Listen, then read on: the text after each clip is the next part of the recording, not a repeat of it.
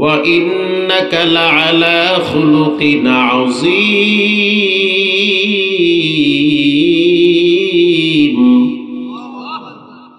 পৃথিবীর ভিতরে সবচেয়ে শ্রেষ্ঠ চরিত্রওয়ালা ব্যক্তির নাম হলো মুহাম্মদুর রাসূলুল্লাহ সাল্লাল্লাহু আলাইহি ওয়াসাল্লাম। আল্লাহর নবী হলেন সমস্ত কায়নাতের জন্য রহমত। ওয়া মা আরসালনাকা ইল্লা রাহমাতাল লিল আলামিন। আল্লাহ হলেন রব, রহমত হলেন মুহাম্মদুর রাসূলুল্লাহ সাল্লাল্লাহু আলাইহি ওয়াসাল্লাম। আল্লাহর পাওয়ার যত বড়, রাসূলুল্লাহর রহমত তত বড়। শুধু তাই না, যে রসুলকে চিনল না সে জান্নাতে যেতে পারবে না। রসুলের আদর্শ যার ভিতরে থাকবে না সে মৃত্যুর সময় জবানে কালেমা আনতে পারবে না। আল্লাহকে যদি চিনতে চান রসুলকে আগে চিনতে হবে। আল্লাহকে যদি ভালোবাসতে চান রসুলকে ভালোবাসতে হবে। কারণ রসুল হলো সারা কায়নাতের জন্য রহমত। মাছের জন্য রহমত, গাছের জন্য রহমত, এমনকি বাচ্চাদের জন্য রহমত, মুরব্বীদের জন্য রহমত, নারীর জন্য রহমত, পুরুষের জন্য রহমত। মান লাম ইয়ারহাম সাগীরানা ওয়া লাম ইয়াক্কির কাবীরানা ফালাইসা মিন্না। রাসূল বলেন, যে ছোটকে স্নেহ করে না, বড়কে সম্মান করে না, সে আমার উম্মত হতে পারে না। আল্লাহু আকবার, আল্লাহু আকবার। শুধু তাই না, জাহিলি যুগে বাচ্চা যদি জন্মগ্রহণ করত আর সেই বাচ্চাটা যদি কন্যা হইত, তাহলে জাহিলি যুগের মানুষগুলা কন্যা সন্তান হওয়াটাকে কুলক্ষণ মনে করত। তাদের ভুরু কুচো হয়ে যেত, তাদের চেহারা কালা হয়ে যেত। কেন মেয়ে হয়েছে? মেয়ে হওয়াটাকে তারা খারাপ লক্ষণ মনে করত। জাহিলি যুগের মানুষগুলা কন্যা সন্তানকে ধরে জীবন্ত হত্যা করত। আল্লাহ রসুল বলেন, পৃথিবীর মানুষ শুনে নাও, কারো যদি দুইটা কন্যা সন্তান জন্মগ্রহণ করে, সেই ব্যক্তি যদি কন্যা সন্তানকে লালন পালন করে, কিয়ামতের ময়দানে মেয়ের বাবা আর আমি নবী একই জান্নাতে থাকবো, মাঝখানে পার্টিশন থাকবে না। আরে সুবহানাল্লাহর ভলিউম বাড়ায়া দেন। সুবহানাল্লাহ, সুবহানাল্লাহ। ভাইবার সানা আউযুবিল্লাহ নাউযুবিল্লাহ। আপনারা কি ভুলে গেছেন? এবার ভলিউম ফুল পিকআপ বাড়ায়া দিয়ে বলেন সুবহানাল্লাহ, সুবহানাল্লাহ, মাশাআল্লাহ। আল্লাহ হলেন রব, তার প্রিয় নবী হলো রহমত। এই যে আপনি আমি এখনো বেঁচে আছি, রাসূলুল্লাহর দয়ার কারণে বেঁচে আছি। আগের যুগের উম্মতেরা পাপ করলে তাদের চেহারা বিগড়ায়া দেওয়া হইতো। আগের যুগের উম্মতেরা অপরাধ করলে তৎক্ষণিক আল্লাহ গজব নাজিল করত, রক্তের গজব দিত। যখন মানুষগুলা নাফরমানি করত তখন রক্ত দিত আল্লাহ।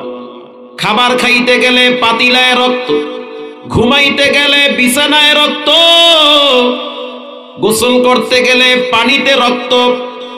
শুধু তাই না, মানুষ যখন রাত্রিবেলা ঘরে আইসা বালিশে মাথা লাগাইত, সেই বালিশের সাথে রক্ত লেগে থাকত। মানুষের জীবন যাত্রা সংকীর্ণ হয়ে গেছে পাপের কারণে। বলেন, গজব দিয়েছেন কে? পাপের কারণে।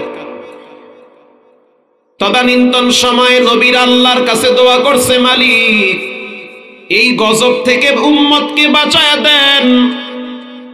তওবা করার কারণে রব্বুল আলামিন গজব থেকে তাদেরকে মুক্ত করেছে।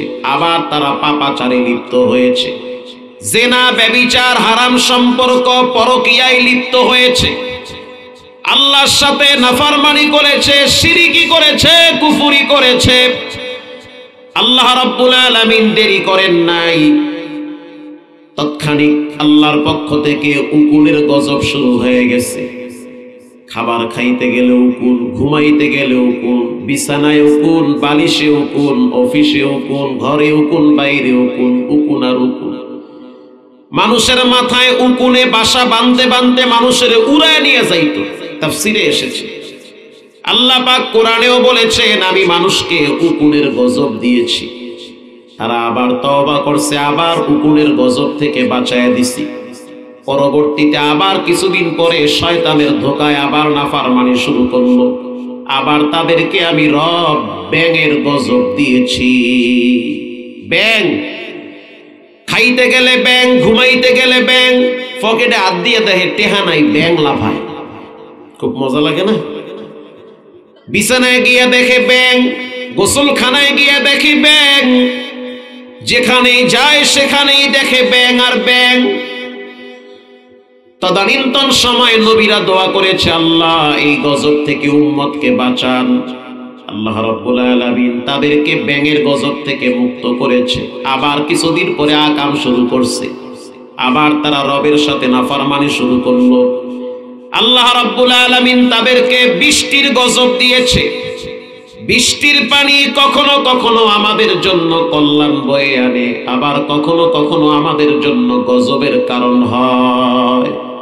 অতিবৃষ্টি এটা গজব, আবার অনাবৃষ্টি এটাও গজব। যেটা আমাদের জন্য সহনশীল, আমাদের জন্য প্রয়োজন, ওই বৃষ্টিটাই হলো উপকারী বৃষ্টি। প্রিয় ভাইরা আমার, কিছুদিন পরে আল্লাহ রাব্বুল আলামিন যখন তাদেরকে পানির দ্বারা প্লাবিত করলো, আল্লাহ অর্ডার করলো, হে নূহ তুমি কিস্তি বানাও, আমি গোটা দুনিয়াকে পানির দ্বারা প্লাবিত করব, কারণ তারা নাফরমানি করেছে। নূহ আলাইহিস সালাম কিস্তি বানাইলো, সেখানে কিছু মানুষ উঠলো, কিছু জীব জানোয়ার উঠছে। নূহ আলাইহিস সালাম তার সন্তানকে নসিহত করেন, ও সন্তান, আল্লাহর ধরা শক্ত ধরা, আল্লাহর আযাব শক্ত আযাব। আমি নবী যেটা দেখি, তুমি সন্তান সেটা দেখো না। বাঁচতে যদি চাও তাহলে নৌকায় উঠো। সন্তান বলতে আছে, বাবা তুমি সাবধানে থাইকো, আল্লাহ যদি ঝড় তুফান দেয় আমি 2 হাত দ্বারা মোকাবেলা করব। কি আউযুবিল্লাহ না নাউযুবিল্লাহ? কিছু একটা কইয়েন। তাহলে চিন্তা করেন, নবীর সন্তান হইয়া সে কত বড় নাফরমানি করে, আল্লাহর গজবের সামনে সে মোকাবেলা করবে। তার মানে বোঝা গেল, কে কার ছেলে কে কার মেয়ে এই পরিচয় রবের কাছে চলে না। রবের কাছে পরিচয় একটা, কার ভিতরে ঈমান আছে। নবীর ঘরে জন্মগ্রহণ করেছে সন্তান কেনান, নবীর ঘরে ঘুমাইছে, খাবার খাইছে, কিন্তু হেদায়েত পায় নাই। হেদায়েতের মালিক কোন পীর না, কোন নবীও না, হেদায়েতের মালিক একজন, তিনি কে? আল্লাহ। আল্লাহর নবী তার চাচা আবু তালেব রে এত বুঝাইলো, আদর করলো, ভালোবাসা দিল। ও চাচা, আপনার ছত্র ছায়ায় আমি বড় হয়েছি, এমনকি আমার বিবাহের খুতবাটা আপনি পড়াইছেন। শুধু তাই না, যখন বেঈমানেরা আমাকে মারার জন্য তৈয়ার হয়েছে, তখন আপনি আমার সামনে ঢাল হিসেবে দাঁড়ায় গেছেন, কেউ যেন আমার গায়ে টোকা মারতে না পারে। অতএব আমি চাই আপনি কালেমা পড়ে জান্নাতের মেহমান হন। আল্লাহর রাসূল চাচারে নিজের কোলে শোয়াইয়া কানের কাছে মুখ লাগায় বলল, চাচা শুধু একটা বার বলেন, মুহাম্মাদান আবদুহু ওয়া রাসূলুহু, আমি আল্লাহর রাসূল, শুধু এইটা বলেন। জানতে চাই চাচা আবু তালেব কি রাসূল হিসেবে গ্রহণ করেছে? করছে না? করে না। স্পষ্ট জানিয়ে দিয়েছে, ভাতিজা তুমি আমাদের ভাতিজা হও, তুমি আল্লাহর রাসূল, এটা যদি আমি স্বীকার করি তাহলে বাপ দাদার ধর্মে কালি লাগবে, সমাজে মুখ দেখাইতে পারবো না, এজন্য আমি তোমাকে রাসূল হিসেবে মানতে পারি না, ভাতিজা হিসেবে মানব। আল্লাহর রাসূল চোখের পানি ছেড়ে দিয়ে বলে, চাচা আল্লাহর আযাব বড় শক্ত আযাব, জাহান্নামের তাপ বড় কঠিন তাপ, যেই সূর্যের তাপে মাঝে মাঝে আপনি চাচা ঘামায়া যান, সূর্যের তাপের কারণে আপনার পানির পিপাসা লাগে, গলা শুকায়া যায়, এমন একটা দিন আসবে চাচা সূর্যটা মাথার কিনারায় চলে আসবে, সূর্যের তাপের কারণে মাথার ঘিলুগুলা টকবক করে ফুটবে, সূর্যের তাপের কারণে মার যেমন ঘন হয়, মা বোনেরা যখন ভাত পাক করে মার যখন উতলায় তখন টকবক শব্দ হয়। চাচা গো, কিয়ামতের দিন নাফরমানদের মাথার উপরে যখন সূর্য আসবে, সূর্যের তাপ যখন দেওয়া হবে তখন মাথার ঘিলুগুলা টকবক করে ফুটবে, মারের মতো বায়া বায়া গইলা গইলা পড়বে। সেই দিন আপনি চাচা কষ্ট করবেন, এটা আবার সহ্য হবে না। আপনি একটা বার বলেন, ও ভাতিজা তুমি আল্লাহর রাসূল, একটা বার যদি আপনি বলেন কেউ শুনবে না, শুধু আমি শুনবো আর আল্লাহ শুনবে। আপনি একটা বার যদি বলেন কিয়ামতের ময়দানে আমি রাসূল, আমি মুহাম্মদ আপনার গলায় গামছা লাগায়া টানতে টানতে জান্নাতুল ফেরদাউসের গেট দিয়ে ভিতরে ঢুকাবো। কক্সবাজারের মুসলমান জানতে চাই রাসূলুল্লাহর আপন চাচা কালেমা পড়ছে? না। আসতে বলবেন না, জোরে বলেন। না। কোন পীর সাহেব আপনাকে এই অথরিটি দিয়েছে, গ্যারান্টি দিয়েছে যে সে আপনাকে জান্নাতে নিবে? জান্নাতে নেওয়ার মালিক কোন পীর না, কোন নবীও না, জান্নাতে নেওয়ার মালিক কে? আল্লাহ। ইন্নাকা লা তাহদি মান আহবাবতা ওয়ালাকিন্নাল্লাহা ইয়াহদি মান ইয়াশা। রাগ করবেন না, আমার পীরকে আমি ততক্ষণ মানি যতক্ষণ আমার পীর কোরআন মানবে। যদি আমার পীর কোরআন এবং সুন্নাহকে গ্রহণ করে, পীরকে মানতে অসুবিধা নাই। পীর মানি শিক্ষক, পীর মানি ওস্তাদ, পীর মানি জান্নাতের রাস্তা দেখায়া দেওয়া। জান্নাতে নেওয়ার দায়িত্ব পীরের না, কারণ পীর তো নিজেও জানে না যে সে জান্নাতে যাবে না জাহান্নামে যাবে। অতএব হেদায়েতের মালিক কে? আল্লাহ। নূহ আলাইহিস সালাম যখন তার সন্তানকে বলল, সন্তান নৌকায় উঠো, সন্তান বলল, বাবা দুই বাহুতে শক্তি আছে, ফুল পিকআপ দিয়া আল্লাহর তুফানকে আমি ঠেকায় রাখবো। আল্লাহ রাব্বুল আলামিন বলেন, লাইসা মিন আহালিক, ওরে নূহ শুনে নাও, খবরদার দ্বিতীয়বার তোমার সন্তানকে ডাকতে পারবা না। কয়েকবার ডাকার পরেও তো সে তোমার কথা শুনে নাই। এখন দেখবো তার শরীরে কি পরিমাণ তেল জমেছে। আল্লাহু আকবার বলে। নূহ আলাইহিস সালামের যুগে যখন হঠাৎ সমুদ্রের তুফানে বাড়ি মারছে, কেনান তার শরীরে অনেক শক্তি ছিল, অনেক লম্বা ছিল, স্বাস্থ্যওয়ালা ব্যক্তি ছিল। পাহাড়ের কিনারা দাঁড়াইয়া দুইটা হাত বিস্তার করে তুফান ঠেকাবে, মোকাবেলা করবে। অনেক মন্ত্রী এমপিরাও তো বলছে যে আমরা মোকাবেলা করব, এখন দেখি অনেকের পায়ের নিচে মাটি নাই, মোকাবেলা করবে। আরে ভাই কেমনে মোকাবেলা করবেন? মোকাবেলার কথা তো কোন নবীরাও বলে নাই, বরং নবীরা আল্লাহর কাছে বিনয়ী হয়েছে, মাথা নত করছে। আপনি কেন বলবেন মোকাবেলা করব? বরং এটা বলেন, রব্বানা যালামনা আনফুসানা ওয়া ইল্লাম তাগফির লানা ওয়া তারহামনা লানাকুনান্না মিনাল খাসিরিন। আয় আমার রব, আমি আমার নফসের উপরে জুলুম করেছি, আমাকে মাফ করে দেন। আমিন বলেন। আল্লাহর রাসূল বলেন, মান তাওয়াদা লিল্লাহ রাফাহুল্লাহ। কেউ যদি নিজেকে ছোট ভাবে, বিনয়ী ভাবে, আরশের মালিক তার মর্যাদা বাড়ায় দেয়। আল্লাহ রাব্বুল আলামিন তুফানের এক বাড়িতে পাহাড়ের সাথে চ্যাপ্টা বানায়া একেবারে ওয়ালের সাথে চাপায়া দিয়ে রাখছে। কেনান রে, পৃথিবীর ভাইরা আমার, লূত আলাইহিস সালাতু ওয়াস সালাম তার স্ত্রীকে বলল যে আল্লাহর আযাব থেকে বাঁচো, কিন্তু তার কথা সে শোনে নাই। নবী জান্নাতের সরদার, অথচ স্ত্রী জাহান্নামের লিডার। ইব্রাহিম আলাইহিস সালাতু ওয়াস সালাম তিনি তো এই জাতির পিতা, কথা ঠিক না বেঠিক? মিল্লাতা আবিকুম ইব্রাহিম হুয়া সাম্মাকুমুল মুসলিমিন।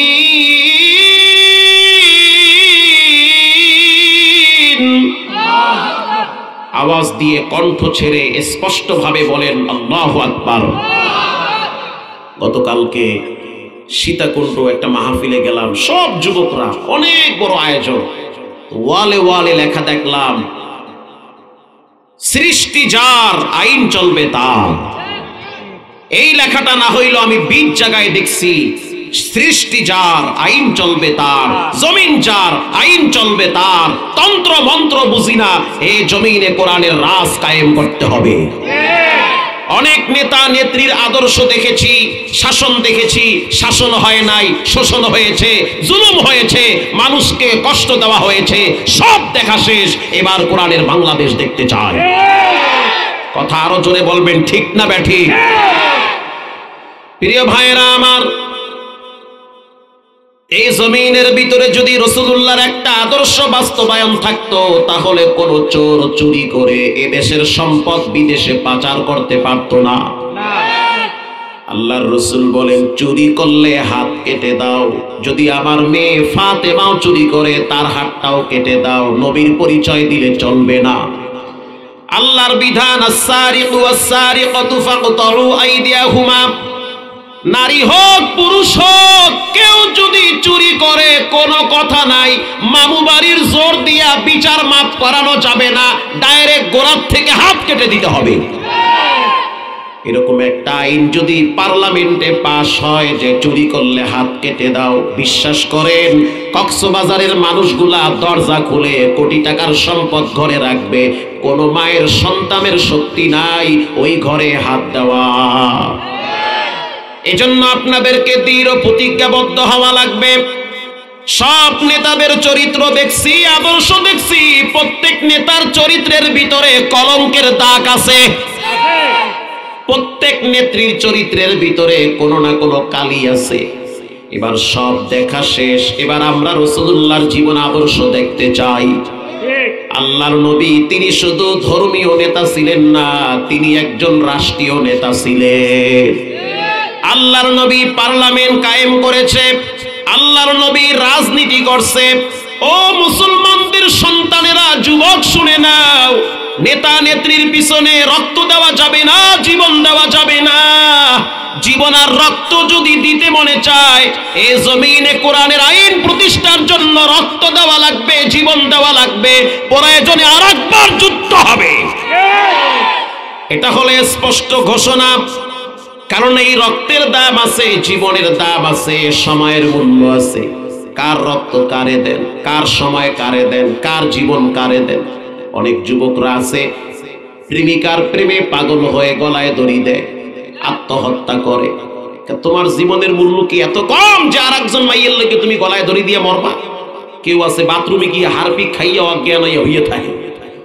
আবার কেউ আছে ফ্যানের সাথে গলায় দড়ি দিয়ে ঝুলে থাকে। কুল ইন্না সালাতি ওয়া মামাতি লিল্লাহ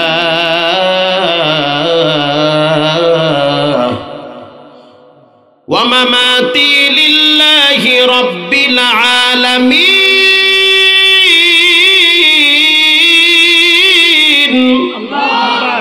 আমার নামাজ, আমার কুরবানি। যুবক ভাইরা শুনে নাও, আমার জীবন, আমার মরণ, আমার রক্ত, আমার দেহ দুনিয়ার কারো জন্য ব্যয় হতে পারে না, একজনের জন্য হবে, তিনি হলেন কে? আল্লাহ। অতএব রাসূলুল্লাহর আদর্শ বাস্তবায়ন করা লাগবে, আল্লাহর নবীর আইন এই জমিনে প্রতিষ্ঠা করা লাগবে। জাহা তাকা হায় রুবুবিয়ত খুদা কা ওয়াহা তাকা আয় নবুওয়াত মুস্তফা কা। রবুবিয়ত খুদা কি আয় জাহাত, নবুওয়াত মুস্তফা কি আয় ওয়াহাত। আল্লাহ হলেন রব, আল্লাহর নবী হলেন রহমত। রসুলকে ভালোবাসা ঈমান। যে রসুলকে ভালোবাসতে পারলো না, সে তার রবকেও চিনল না। এই জন্য রসুলকে চিনে কবরে যাওয়া লাগবে। আল্লাহর নবীর মতো শ্রেষ্ঠ নবী পৃথিবীতে আর নাই। রাসূলুল্লাহর আদর্শ হলো শ্রেষ্ঠ আদর্শ। যারা রাসূলুল্লাহকে গ্রহণ করে, তার আদর্শ মেনে চলে, ওয়ায়াগফির লাকুম যুনুবাকুম ওয়াল্লাহু গফুরুর রহিম, তাদের গুনাহগুলো ক্ষমা করে দিবেন কে? আল্লাহ। প্রিয় যুবক ভাইরা আমার, সাহাবায়ে কেরামদের অন্তরের ভিতরে আল্লাহর নবীর প্রেম ছিল, ভালোবাসা ছিল। দেখেন, একটা মুসলমানের সন্তান যখন দুনিয়াতে আসে, তার ডান কানে আজান হয়, বাম কানে ইকামত হয়। আজানের ভিতরে আশহাদু আন্না মুহাম্মাদার রাসূলুল্লাহ বলেন, রাসূল শব্দ আছে না নাই?